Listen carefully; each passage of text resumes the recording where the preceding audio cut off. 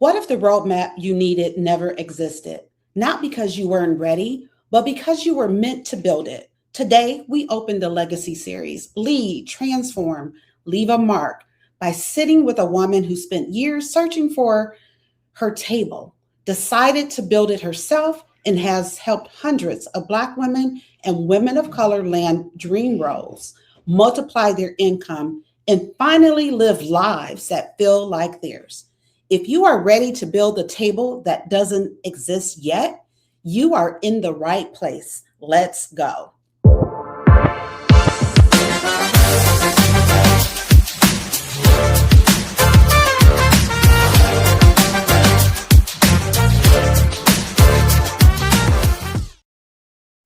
Welcome to Women of Color Live, the live version of Women of Color, an intimate conversation, a top 20 women's empowerment podcast. We center and empower women of color. We also have a free newsletter built specifically for Black women 50 plus, the Dream Lifestyle Collective, Weekly Rhythm. Go to Deneen L. Garrett to get started. Today's guest is Isimemen Aladejobi, CEO and founder of Fulfilled, a transformational coaching program for Black women and women of color, and a 2024 Aspen Ideas Festival Fellow. Through her signature program, her clients have landed multiple job offers, six-figure offers after years of unemployment, double promotions, and 100K salary increases, generating over $7 million in new salaries. So this month, August, we are in the Legacy series, Lead, Transform, Leave a Mark. Today, we open it with a woman who built a table that didn't exist. Isi, welcome to Women of Color, an intimate conversation. Thank you so much, Denise, for having me. It is my absolute pleasure. I am so looking forward to this conversation because we talk a lot about having seats at tables, getting in the door, all the things, right? Being in the room. So this is perfect, especially for legacy. So Isi, you shared that it took you years in the corporate world to find clarity on your purpose.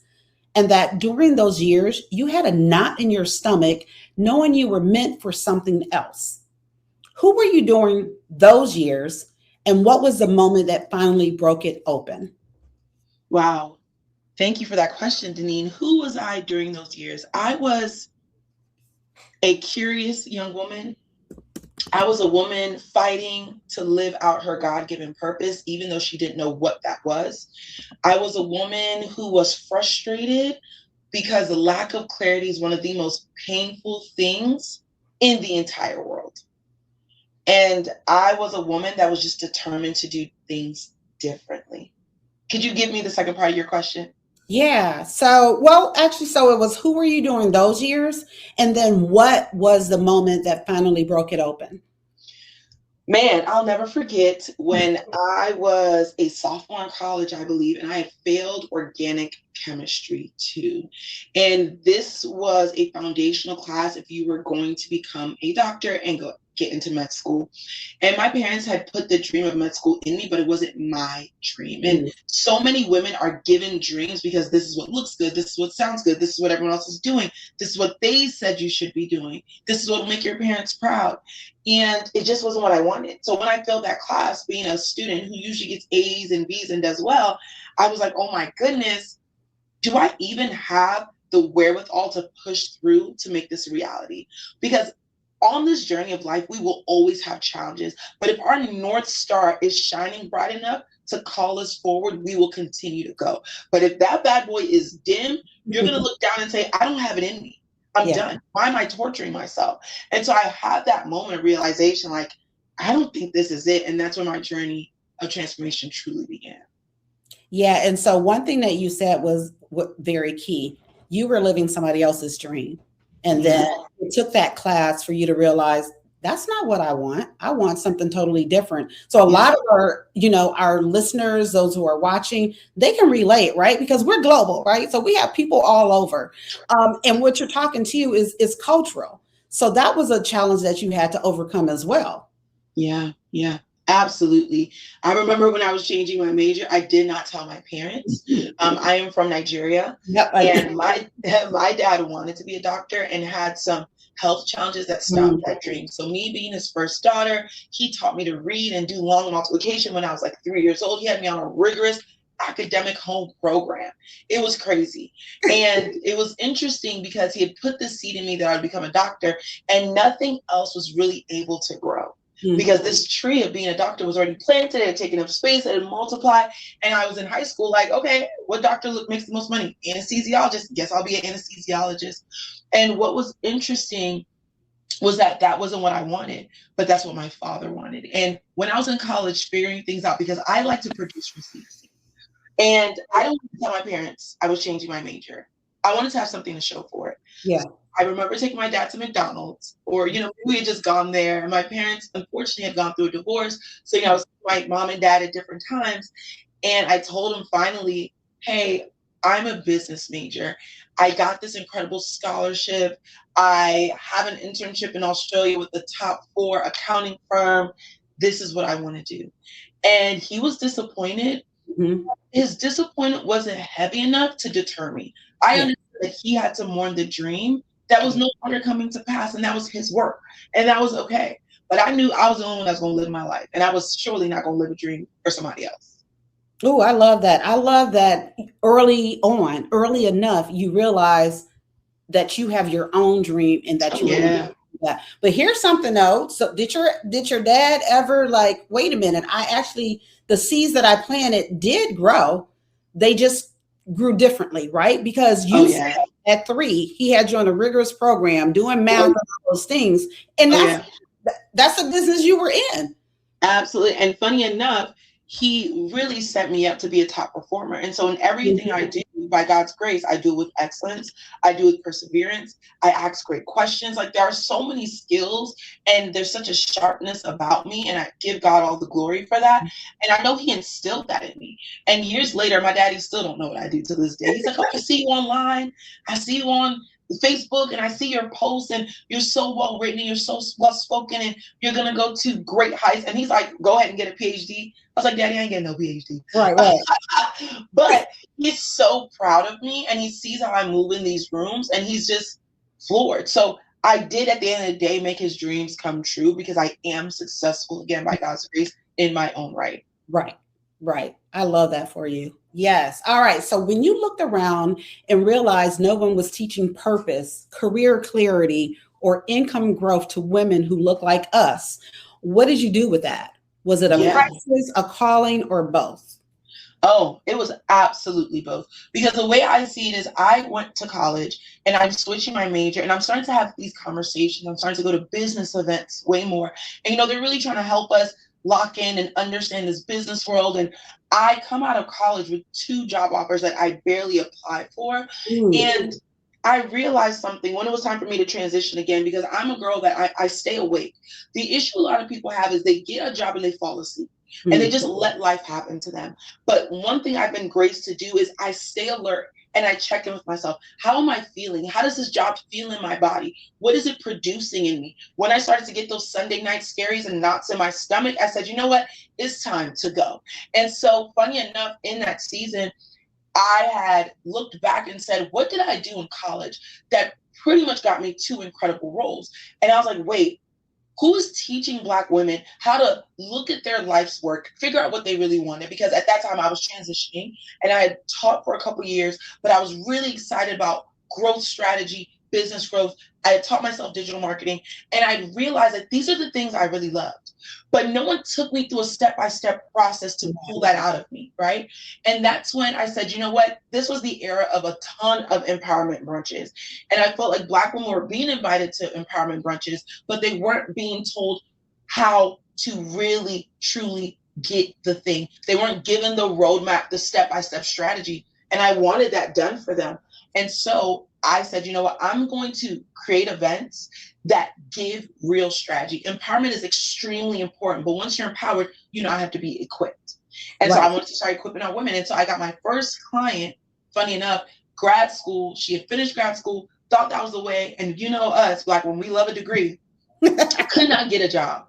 And I was like, you know what? Let me walk you through my process that I've been kind of noodling on, and I reverse engineer my success. Boom, she gets a job. And then a couple months later, boom, she gets a 15K salary increase. And that's, when Fulfilled everything started. So I love that you said you stayed awake. Yeah. So dreaming while awake. Mm-hmm. Now that's something. I love that. And we have to do that, right? And I think that we dream, but then, and then like we talk about, faith without works is dead. Same type of thing. You're dreaming and you're just expecting it to just happen. Oh, right? Yeah. But you're not awake, making the moves, doing the things to make it happen, connecting with a coach such as yourself and getting fulfilled, right? Getting that framework and getting the tools and equipment so that we can be empowered. Yep. That's absolutely. And I'm still stuck on this, which I love this, that you got this clarity, you got this revelation so early in life, right? Because here I am, I mentioned how, have, space for Black women 50 and up. Yeah. Some are just now figuring these things out, but you figured that out early. And what was it though? You know what I'm saying? Yeah. I know you felt that. Okay. Did you say God? Oh, yeah. Well, I'm a Jesus girl really bad. I know everyone has different places they're at and but Jesus was a pivotal part of my journey, and I'll share. And I believe, and so I have an entire framework, and I'm going to actually begin to speak deeply about this concept of becoming an identity. The foundation of everything, you have to know God. You have to know the one who created you. You have to go to him for the blueprint. So knowing God, I got saved when I was 16, and anything I do, I like to do really well, including walking with the Lord. So I was like, if I'm going to do this Jesus thing, I'm going to do it all the way through. Yeah. And indeed, that's what I did, right? And I got really planted in church. I began to serve. Shortly after I went to college, I was part of an incredible campus ministry, Bethel Campus Fellowship, which I'm still a part of now. And so I, from an early age, was opening my eyes that there's more for me, that there's a calling on my life. I began to say, I don't want to live plan B of my life. I want plan A. Meaning I want the version of my life that God has ordained for me, not the one that he's going to have to give me because I decided to walk on my own. Because God is merciful. If you just want to do it your own way, he's so kind. But there's a whole other life that you could have lived if you said yes to him and you decided to do the work. So because I had planted that seed of I have to live the life that I'm called to live, something in me would not rest. And so it's almost like the Holy Spirit revealed to me, hey, you're not happy. Wake up. And, a lot of times we focus on failure way too much. Failure is actually a gift. Failure is a gift. And if you're smart enough, you will glean the lesson so that you don't continue to fail, because God is so good that he will let you not make it in a certain place so that you can turn. When I failed that class, and believe me, I prayed and hoped, and I'm like, oh, Jesus, you're so good. I know you're going to help me with this organic. I'm your prayers, girl. The way I failed that class, oh my gosh, I failed it like a pro. It was crazy. But if I had not failed that class, I would have been so hard-headed that I would have kept going for this doctor thing. But the failure helped me to sit down. Failure is redirection. It helped me to sit down and say, do I really want this? Am I really called to this? And because I'd already planted the seed of I refuse to live the plan B of my life, then I opened up, right? Because God is a gentleman. The Holy Spirit is a gentleman. He's not going to force his will on you. If you refuse to take his will, if you refuse to open your eyes, if you refuse to see clarity, he will just, love you from where he's at. But I believe because I had planted that seed of, okay, God, I want your will. I want your will. Now he was able to kind of breathe on me and start speaking to me and hold my hand. And the markets were crashing at that time. And I started reading about it. And then I got exposed to another book. And then I started talking to one of my friends about it. And God just orchestrated so many things. And what I actually did that was pivotal. And I always tell people it's not too late. As long as you have a pulse, as long as there's breath in your lungs, you can get on track and live the life that God has called you to live. And he's a redeemer of time. And so in college, I started to get this thing in my head. I want to do business. Mind you, I had failed a class, my GPA had tanked, and I had to apply to the business school and still do an extra year. So I spent 5 years in undergrad. The summer before my junior year, I believe, which was the year I needed to now use to apply and get my grades up, I spent the whole summer praying and fasting, basically. Okay. My mama called the pastors like, she's not eating, doing the most. But I was like, God, if you're real, which I know you are, I know you will lead me, I know you will direct me, I need to know the next step. I called this fancy internship I had in a hospital. I said, I ain't coming. I'm not living a lie. I'm not going to pretend just to make people feel good or make myself feel good. I don't want to do this. Yeah. And that's all right. And so I sought truth. And so I just truly believe there's always been that thing in me to like go after truth. It's one of the mantras of my life. The Bible verse, you will know the truth and the truth will set you free. Man, so many of us are living in lies and we just need to cut it out and wake up. So I could talk about this all day, as you can see. But yes, listen, I'm passionate about it. Church. Girl, I'm like over here like, okay, amen, hallelujah, all the things. Yes, that's what I'm talking about. And so I think I'm so really, I'm loving that you did this so early, that you tapped into this so early, because again, so many women don't. And like for me, when I retired from corporate, I retired early. I said, I want to start empowering women to live their dream lives and to live them now. Don't wait until you retire. Do it now. Find out what brings you joy, what gives you joy, that thing that just lights you up. Like start doing that now, right? And so I'm talking about women who are 50 plus. Yeah. I want them, right? Because that's where I'm at. Yeah. And I want women who are younger, I want them to tap into what brings them joy from the beginning, right? So that they don't get 50 and try to figure it out. Absolutely. So I love what you're doing. Thank you. Woo. Okay. So wait, I need y'all that are watching, tap in, drop something in the comments. Let us know you're out there. This is some good stuff here. So if y'all didn't know, I didn't know we was going to church today, but that's where we landed. Okay. Always with me. We're going to get some church, child. Right. And then what you were talking about, Oren and I talked about this a few weeks ago. He and I got on the camera and, talking about how we plan things and God laughs at our plans, right? And so that's what you've been talking about as well, right? Yeah. Making those plans. Oh, I love it. I love it. Okay, so your clients are landing $100,000 salary increases and over $7 million in new salaries collectively. What are they doing that most women aren't willing to do? Ooh. Okay, this is a several part. So you know what? So I'm gonna stop there and let you get. As a matter of fact, what we're gonna do is we're gonna go to break. Then we're gonna come back. I've been doing this work for a while, building, credentialing, showing up week after week for women of color, and more recently for Black women 50 plus who deserve a seat at every table in every room. And I want you to know the rooms are getting bigger. This year, I walked into the Black Enterprise Women of Power Summit as credentialed press. I was accepted as press in the room at the Millikan Institute Global Conference, one of the most prestigious gatherings of global leaders on the planet. I was also honored as a Leadership in Action honoree at Career Master. And I finished in the top 5 in my category in the National Entrepreneur of Impact competition. And I'm not waiting for permission to be in the room. I'm building my way into every one of them. And the credential press at the marquee cultural events of 2026, bringing those conversations directly back to you across my social channels. And if you're a Black woman over 50 who is done settling for the life you thought you were supposed to have, who is ready to dream boldly, decide intentionally, and drive your vision, there's a community built specifically for you. The Dream Lifestyle Collective, where we don't just talk about the dream, we live it. All right, so here's how you can be part of what's building. Watch and subscribe on YouTube, where we have new conversations every Thursday. Listen and subscribe to the top 20 women's empowerment podcasts, Women of Color in Intimate Conversation. And if you're ready to join our community, come inside the Dream Lifestyle Collective. And if you're a brand and you're ready to be in a room where women of color conversations happen, and more specifically where Black women 50 plus gather, become a sponsor.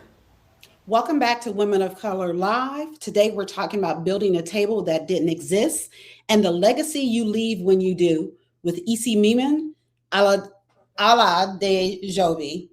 And we were about to really get into it because we've been on a roll, like this whole conversation. We done went to church. We probably still gonna stay in church for a little while. What we not gonna do is pass the basket. So y'all good on that. But so what I would ask, and it's several parts to this one question, but I'm gonna break it down and let her go ahead and give us what she has for us. But so what I had asked is, your clients are landing $100,000 salary increases and over 7 million in new salaries collectively. What are they doing that most women are not willing to do? Excellent question. I love this question. What are my clients willing to do? What are we doing so differently that is causing us to have such incredible wins and increases and transformations? They're doing the inner work. Mm-hmm. We do deep inner work and fulfilled. We don't even show me your resume. I don't even care. I don't even want to see it. We don't touch that until you become the woman that can steward and hold the role that you are looking to lay hold of. The reason why you're not leveling up is because you're not her yet. And so we work on mindset. There are so many things that women believe on a subconscious level that have been planted there by teachers, friends, bullies, haters, whoever, the world, systems, racism, feminisms, isms, all sexism, whatever, right? Which we know they exist, but there are women who are winning. So it is possible. So what we do is we excavate, we figure out, we reflect. What do you actually believe about yourself? Because many people are saying, oh, I want a 6-figure role. Oh, I want freedom. But they don't believe they can have it. So your mind and your subconscious rises to what you really believe in here. Your conscious rises to the level of your subconscious. So if in your mind you truly don't believe you can, whether you believe you can or you believe you can't, you are correct. So we excavate, we pull out those weeds, and people are recognizing, they're stopping in our program. Like, I didn't know that. I didn't believe in myself. I thought I was that girl, because we have a lot of leaders. Yeah. We have a lot of, A players, a lot of incredible women that come into our room because they can take the cape off and finally say, I'm tired, I'm misaligned, I'm over it. And they're like, I did not realize that I actually had these limiting beliefs. I thought, no, this is what you actually believe, which is why you're struggling. So we get really clear on mindset. We get deep in there. And then we get really clear on gifts, calling, strength, which you do better than anybody else, putting words to your value. So when you meet someone, you blow them away. Deneen, when someone is confident and they're just radiating confidence, you just want whatever they're buying. You want to hire them. Hey, I don't even know if I have a role yet, but I need whatever you got on my team. Right. I just want you. I want you, your brand, your brilliance. And that's what we're trying to pull out of the women. And the thing that makes us different is we are not saviors. We are midwives. We are career fairy godmothers. There's gold in you. That is what I believe. That's what God has taught me. He has put gold and purpose and calling in every single person. I'm just here to move the dirt because life has happened. You've gotten some bumps and bruises. So now you pile a bunch of dirt on the gold that God is putting you. You believed all these stories. You might have gotten laid off once or twice, and now you believe your nonsense. Your gold keeps getting buried deeper and deeper. Our work is to bring it to the surface, clean it up, and then give you language so now you can go out there and begin to speak. The other thing we do is we help people get insanely clear. And I put together all the strides. I reverse engineer through the power of the Holy Spirit. And I've created this proprietary process called Joyful Job. So Golden Triangle is my first proprietary process, helping people get clear on their gifts, their talents, their strengths. And then we do Joyful Job, where we teach you how to discover roles you did not know existed at companies you did not know were hiring, making money you did not know was possible. And that's where the party really gets started, because people are like, oh my gosh, I didn't know I could live at the intersection of this and this. And all these gifts you buried, you start to bring it up. And you're like, oh my gosh, I do have a ton of value. Oh my gosh, I didn't know. Oh my gosh. And from there, we're off to the races. And then we start networking from a place of power and conviction and confidence. And then when people speak to us, they're like, there's something about you. Or I have a friend that, oh my gosh, I have so many stories, Deneen. A girl was interviewing for a role and she decided the role was not good enough for her, even though it was a great role. We have women in fulfill, they turn down jobs all the time. And she decided it was not for her. The lady said, you know what? You're so great. I have a friend at another company that needs someone. And so what had happened actually was a friend messaged her like, hey, I'm looking for someone in this role. And they're like, this girl turned us down. She might not turn y'all down. She is phenomenal. Do you know she got a job at the other company? So the hiring manager who my client rejected when her hiring manager friend said, hey, I'm looking for someone, she said, hey, this girl rejected us. She might give you a chance. She's phenomenal. That's the level of confidence and transformation I'm talking about. So, and then we do resume and all that stuff after we built you up. You do what? We do the resume, the LinkedIn. Okay. Like once you're built up and you're like, boom, now we take that energy and apply it to your resume and LinkedIn. Okay, so another gem, you're not her yet. Yeah. We need to get to her. Yeah.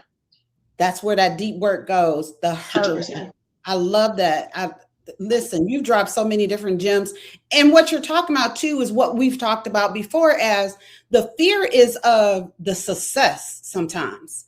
It's not the fear of failure. It's not the fear of, it's the fear of being successful, right? Because some of us don't feel like, oh, I don't deserve that. I don't know what that looks like. I don't know what changes I'm going to have to make when I get to that particular level. So you're breaking all that down, helping her to become her. How do you know when she's her? How do you know when she's gotten there?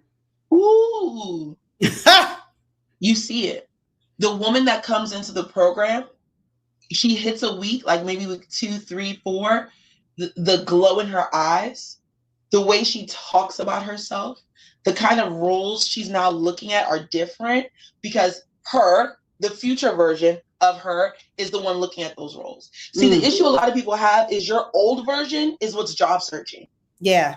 Your scared version is what's job searching. Your misaligned version that hasn't discovered her gifts, her talents, her strengths, her calling, that's who's searching. So of course, when you look at these roles, you're not happy. Of course, when you go to the interview, you don't do well because there's a complete misalignment. You're not aligned. So our women, we start to see when the alignment comes in, we start to see they will have informational interviews, which we deeply encourage. And they'll come back and say in the informational interview, the person was like, you asked great questions. Oh my gosh, I love your aura. I love the things you're saying right now. Oh my gosh, I know someone I can introduce you to. Okay, let me introduce you to 3 other people. So, right. So there's an outcome that happens when you begin to step into her. Listen, and I'm going to tell you, you are speaking my language right now because you are talking about me, right? Yeah. Prior to retiring, I said, okay, God, I don't want a job. You know, I'm done with this corporate thing. I want to do this, right? I want to do X, Y, Z. I said, I don't want a job. The only time I want to get up early in the morning is for a flight and maybe for a doctor's appointment, right? So I said that. Yeah. Then what do? Oh, I started applying for different jobs. I'm applying just because I'm like, oh, I felt like I didn't reach a certain level. So I'm going to chase that level, right? So I'm applying, not necessarily getting any calls back, maybe even had, interview with the top people, blah, blah, blah, but no offers. And it's because of what you just said, misalignment. Yeah. How you going to tell God that you don't want to do something and then turn around and chase after that thing? Yeah. Yeah. No. Yeah. No, because there's something bigger, better, brighter for you that is in alignment with your gifts. You talked about gifts. You're supposed to do that thing. You're supposed to grow that thing. And now I'm stepping into that thing. But all that other stuff, it was like a vanity type thing. It was like, because I didn't reach that road, well, let me try to chase this road. No, and I didn't want to get up to be at nobody's job and going in an office. Come on. No, but I was doing it anyway, and it didn't happen for me because it wasn't supposed to. There you go. And the thing is, if you change your mind, that's okay.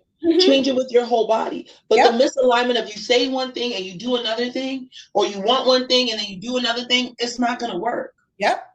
And that's exactly where I was. I didn't change my mind. I didn't change my mind because I still apply and I'm like, I don't want to get up. Why am I doing this? See? But I was just doing it anyway because I felt like something was unfinished. Yeah. And it's okay. Like you said, you can change your mind. Yes, it's okay that thing wasn't unfinished because there's bigger, better, and brighter for you when you're in it, when you get to her, when you take the time to figure out who she is, what she's supposed to have, what she's been created and designed for. Yeah, that's it. Girl. Okay, so for the woman watching or listening who feels stuck, undervalued, and like the roadmap doesn't exist for her, what do you want her to know?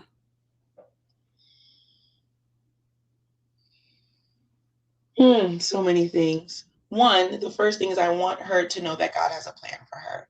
Because if she doesn't believe that there's better for her, then there's no reason for her to get up and fight. So it starts with knowing.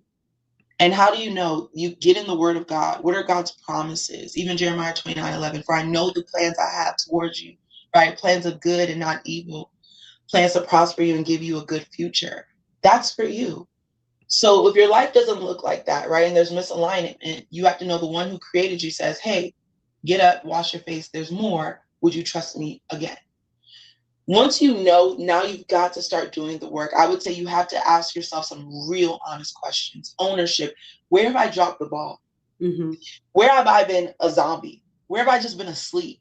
It's easy to blame everyone. Oh, they let me go. Oh, they did this. Oh, but if it's everyone's fault, that means you don't have any power to do anything about it.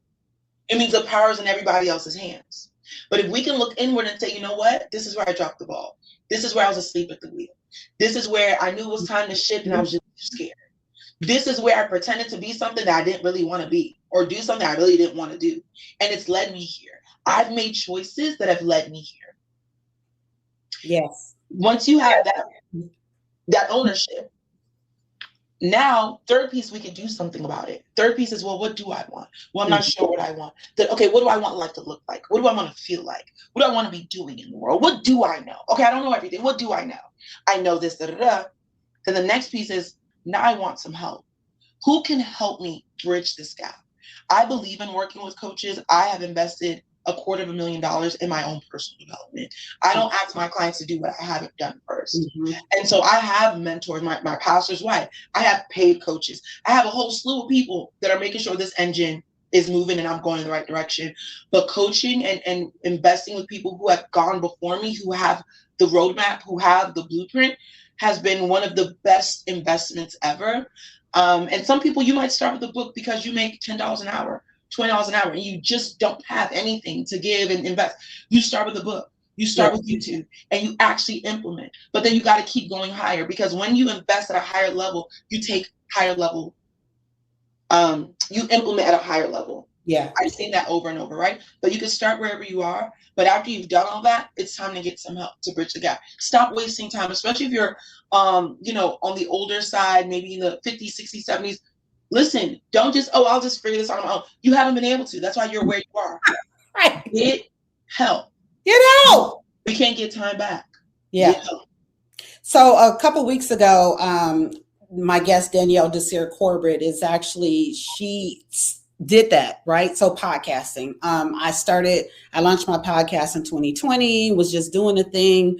Was following Danielle because she at the time ran Women of Color Podcasters, a huge community for women of color in podcasting. And, a few years later, I'm like, you know what? I'm ready to take things to the next level. I need help. And Danielle is who I sought, right? And so working with her, things, took off, right? They went to the next level, et cetera, and have been growing since then. So absolutely, you need help. Like, you can do things alone. It's going to take longer. Most of the time, it's going to take longer. You're going to do some things that, had you gotten that help, you didn't need to do, right? You wasted some time. Yeah. And, sometimes you're just spinning your wheels. So absolutely, invest in that's what you're doing. You're investing in yourself. You're spending whatever this amount is to get to that level that you want to get to. Yeah. And once you get there, you're really like, wow, that was really nothing. Like, that really was a drop in the bucket compared to where I am now. Yeah.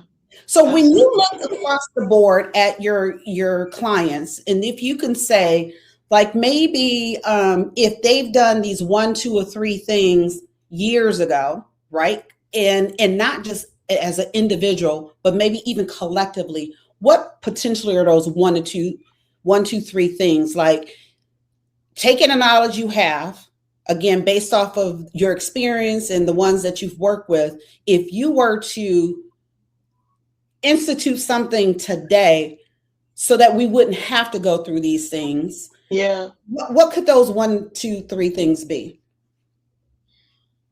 Like, as Black women, what are these 1, 2, 3 things that we should be doing going forward? Man, that's a loaded question. I'll do this. No, it's okay. Because I'm a broken record. It's three things that come up for me is identity. Many of us do not know who we are, and shape shift to fit narratives. We shape shift to fit our friends. We shape shift to fit what's trending, what's hot, what people are saying on social media. You have to have a strong sense of self, which, as you and I both know, you get that sense of self from the one who created you. So I would say, one, a deep and rich relationship with Christ is a cheat code for life, because everything he says is to make you better. Even if it feels, there's a verse about discipline feels uncomfortable, but it's for your good. Everything he does and calls us to is for our good. And I know it's challenging. I mean, it kicks my butt being a believer, the obedience and trying to listen. I'd be like, I don't want to do it, God. Yeah. Like, I'm scared.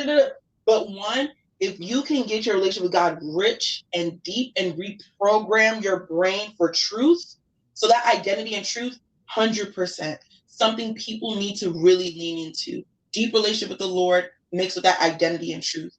The second piece is stop lying to yourself. We lie so much about what we want, where there's so much shame around what we really want, what we're really good at, what we really enjoy. All this dumbing down your gifts. Yeah, you're incredible at speaking, you're incredible at leading, you're incredible at communicating, you're incredible with numbers. And you're just like, yeah, because people aren't celebrating you, or because you got a bad review that one time, or because in 8th grade someone made fun of you, the way you spoke, and you're carrying that. You've completely destroyed and put down your gifts. The second thing is, please put some respect on your own name. Yeah. Please put some respect on your own name. Stop lying to yourself. Get honest about what you want so that you can stop living a life you hate. Denise, do you know how many successful Black women do not enjoy their lives, are not happy, are not fulfilled? They come to me. High earners, everything looks good on the outside. They got the man, they got the kids, they got the car, they got the this, but they're not happy because they're living somebody else's life. So the second thing is, put some respect on your name and be honest with yourself about what you want. The third thing is, get in community with action takers, whether it's a coach, whether it's a girlfriend who will give you feedback and stop letting you do this crap that you like to do and stops enabling you. Someone who loves you but holds you accountable. You said you wanted to get healthy. You said you wanted to get a new role. You said you wanted to be a better mom. Okay, sis, where are the receipts? What's tea? What are we doing? So those three things: knowing Christ at a deeper level and letting him transform your mind and your identity. And then second, putting some respect on your own name and being done with the lies that you are living by. And third, getting in community and getting accountable to someone who is fiercely protective of you and wanting you to do well, whether it's a coach, whether it's a peer, whether it's a whoever. Those are the three things that I feel like if people knew and did and implemented, man, listen. So that first one is you. Everything is about you, right? We've been talking about that the whole time. It starts with you. The second thing is, like Niecy Nash said on whichever award show, I'm thinking my damn self, right?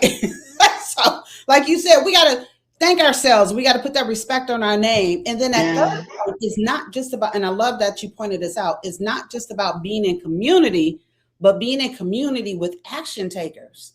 Being in community with people who are doing the things that you want to do, the people who are, I'm going to go ahead and who are making moves, who are doing and going and being where it is that you want to get to, as opposed to being in community. Yeah. That's important. Okay. So, as you know, in the beginning, I talked about this. This is our legacy series. We're talking about being at that table, being in a room. Let's kind of talk about that. So the women that you're working with, some of them, like you said, they've already been in rooms, been at the table, but they are wanting to go to bigger tables, bigger rooms. Would you say that's true? Absolutely. Yeah. And so that you're putting in that work for them to be in those rooms. Are they also bringing other people along? Good question. What I'm seeing is they're bringing their families along. Like, when a woman heals, the family heals. When a woman knows who she is and when a woman does this work, I mean, I speak to so many women and I'm asking them their why and why are they wanting to do this work and why are they wanting to transform. And what I hear the most is, I want to live out my potential and I want to be a different person for my children and for my family and for those around me. Black women, we love, and women of color, we love our people so deeply. So what I find is they're bringing their families along. Yeah. And they're allowing their transformation to bleed into every area of their lives. So not just I'm great at work, and I've become her at work, but now I'm becoming her in my marriage. I'm becoming her with my children as a mother. I'm becoming her as a sister. So people are now experiencing a more healed, a more powerful, a more confident, a more honest version of her. And now we're talking about generational healing. Now we're talking about generational transformation, because now when your child comes to you and says they want to do X, Y, Z, instead of you talking to them from that lack mindset, or you might talk a big game like, yeah, you could do anything, but they see how you move. They see that you're miserable every Monday. They see how you talk about work. They see that you're breaking down in your body, your mental health. So you're saying one thing again and doing another, right? Kids, they repeat what you do, not what you say. So when that transformation happens, the whole house is lifted. And now we're raising a generation of children who honor themselves, who big up themselves, who dream bigger, who dream better, who dream with more honesty. Now these women have the words to parent from a healed and holy place. It's remarkable, which is why I say my work, the job part, is not the part that excites me the most. And people are always surprised. It's the least of it for me. Oh, I doubled my salary. Excellent. I got a new job. Cool. What I really care about is you becoming. Because once you become the woman, the opportunities are endless. It's the jobs. It's the panel. We had women break into consulting. You're making money. Now you're making more money for your family. Now your kid is able to do this. And now your kid has a sharper mom. And it's just the things that money cannot buy is what she becomes. That's what I'm after. And then everything else just comes after that. So that's how she brings others along. Becoming fulfilled. And I do love that you mentioned when she becomes her, it spills over into every aspect of her life. Because sometimes when we go, when we improve in one area, we actually just improve in that area. And then the rest is still a hot mess. You know what I'm saying? Yeah.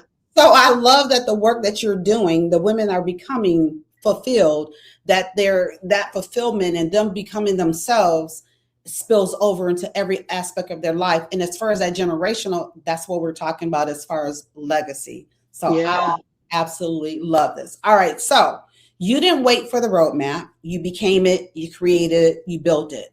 For the woman watching who keeps telling herself she's not ready yet, what is the one action she needs to take today to stop waiting and start building?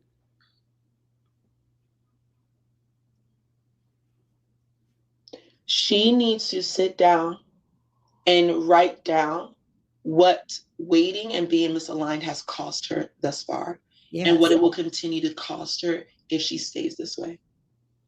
If that don't wake her up, I don't know what will. Okay. What does it cost you? All right. So so our mantra here is you don't wait for the table to be built for you, you build it. And then you pull up chairs for every woman who comes after you. That's the dream lifestyle standard. So Isi, before we wrap, what would you like to leave those watching or listening with? Oh, so much.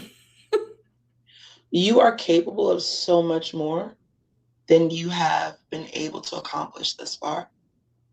When you finally get out of your way, when you finally key into your creator and what he says about you, and when you finally start taking strategic action, because not all action gets you where you need to go. Strategic and real action, you will accomplish things in this life that you did not know you were capable of. But it starts with you. Yes. Love that.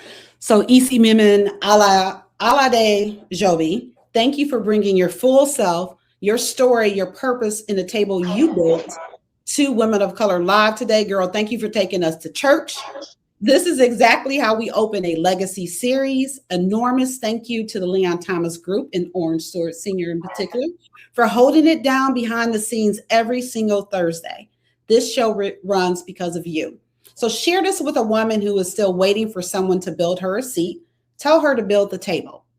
And next Thursday, August 13, we continue the legacy series with Trudy Morrison, author, telling the unfiltered truth about race, gender, and political power in America. You don't want to miss it. Bye.